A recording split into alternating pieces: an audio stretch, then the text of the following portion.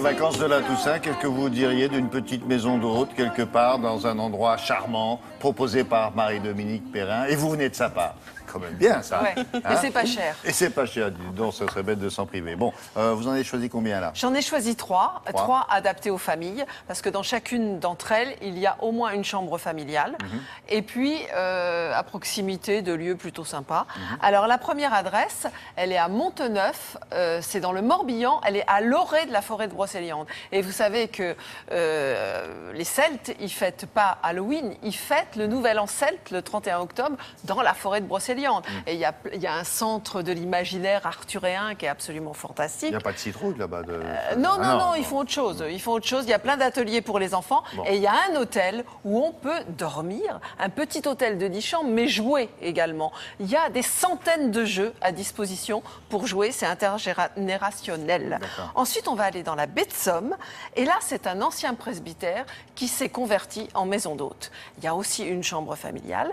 Et là, on s'adonne à la paresse, on s'adonne au péché de gourmandise. On va, c'est près du Crotoy, près de Saint-Valery-sur-Somme. Oui. Il y a le parc aux oiseaux du Marcanterre. C'est formidable pour aller visiter avec les enfants. Ensuite, on va dans le Gers, en plein cœur de l'Armagnac. Je connais. Et là, c'est un petit castel élégant qui vous fait réviser vos poésies. Condon. Célèbre le village. Condon, c'est très célèbre. Il paraît qu'il n'y ait plus le musée auquel vous pensez. Ah bon? Non, il ne fonctionne plus, on m'a dit. Le musée en caoutchouc? Oui, voilà. Ah bon. Très bien, on commence par lequel? Alors, on commence par la forêt de Brocéliande. Allez. Donne-moi ta main et prends la mienne. Contrairement à ce que les images pourraient vous laisser entrevoir, à l'auberge des voyageurs, c'est ni un tripot ni un casino, même s'il y a plus de 400 jeux à disposition. Voyager à travers le jeu, tisser des liens, parce que le jeu, c'est aussi la convivialité. C'est le concept imaginé par Anne-Sophie. Le jeu, c'est intergénérationnel. Il y a souvent des grands-parents qui viennent jouer avec leurs petits-enfants. Et je dirais que ça me fait bien plaisir, parce que c'était à l'origine un des objectifs.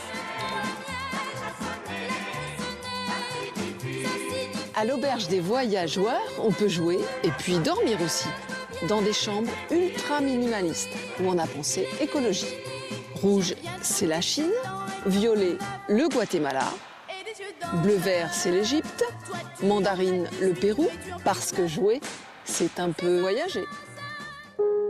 Hope there's someone who'll take care of me when I die. Touché par la grâce et surtout le talent de Corinne et Franck, le vieux presbytère accueille désormais ses hôtes avec une belle vitalité. Le presbytère date de fin 1600, début 1700. On n'a pas de date exacte. On l'a racheté à la commune qui a entreposé son matériel, ça servait de garage. Corinne s'est éclatée côté déco. On a survitaminé ce presbytère. On aime beaucoup les couleurs et on a joué vraiment sur tous les styles. Donc mélanger des couleurs très sobres et des couleurs très vives pour lui donner beaucoup de vie. On a une chambre couleur de la baie. C'est une chambre qui est un peu plus cabane de pêcheur avec un chien art déco. Enfin, la couleur s'adaptait très bien à cette chambre. On a utilisé des bancs d'église dans certaines chambres pour faire des têtes de lit. On a mis pas mal de statuettes, des vierges, des Christ. Côté fourneau, c'est Franck qui s'y colle. Moi, j'étais maître d'hôtel, en fait. Et aujourd'hui, c'est vrai qu'en chambre d'hôte, on a besoin de la table. Et je me suis mis tout naturellement derrière les fourneaux. Ce soir, c'est un velouté de butternut, noix de coco. Après, je fais un risotto avec du turbo. Après, une tarte tatin, mais avec des fruits. Un ange passe. Je suis originaire du Gers.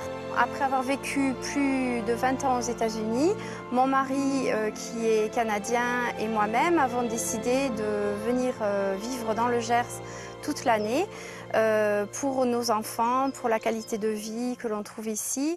Leur maison s'appelle les Bruas.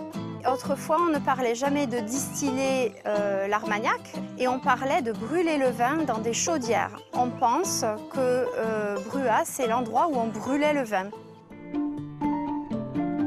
Nous avons eu des hôtes de 36 pays différents et des gens venus d'Asie, d'Amérique du Sud. On a énormément d'Australiens. Hélène a dédié chambre et suite à ses poètes préférés. J'ai toujours aimé la poésie romantique, Baudelaire, Verlaine et Lamartine.